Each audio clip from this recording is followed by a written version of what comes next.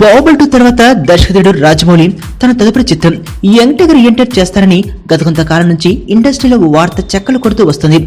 ఇప్పటికే ఈ పౌరాణిక చిత్రానికి గరుడ అనే టైటిల్ ఫిక్స్ చేశారని, ఇది మల్టీ స్టారర్ అని కూడా చెబుతున్నారు.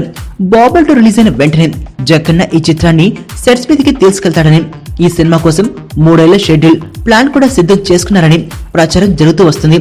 సాధారణంగా ఏదైనా ఓ రూమర్ వస్తే జక్కన్న వెంటనే దానిపై క్లారిటీ ఇచ్చేస్తాడు.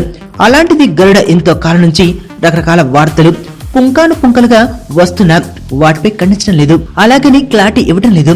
దీంతో ఈ ప్రాజెక్టు ఖచ్చితంగా ఉంటుందని, అందుకే రూమర్లపై జక్కన్న సైలెంట్ గా ఉన్నాడని ఫ్యాన్స్ తో పాటు సినీ జనాలు కూడా అంటున్నారు.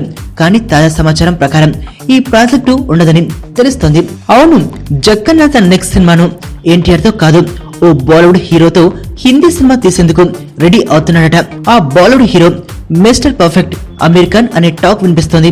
ఈ మధ్య అమీర్ జక్కన్నల మధ్య తరచుగా కొన్ని మీటింగ్స్ జరగడంతో వీరి కాంబోలో మూవీ ఉంటుందన్న రూమర్ కి బలం చేకూరింది. ఇందులో ఎంతవరకు నిజముందో తెలియాలంటే జక్కన్న క్లారిటీ ఇచ్చే వరకు వెయిట్ చేయాల్సిందే. ఒకవేళ రూమర్ నిజమైతే ఎన్టీఆర్ ఫ్యాన్స్ కి చేతు వార్తే అవుతుంది.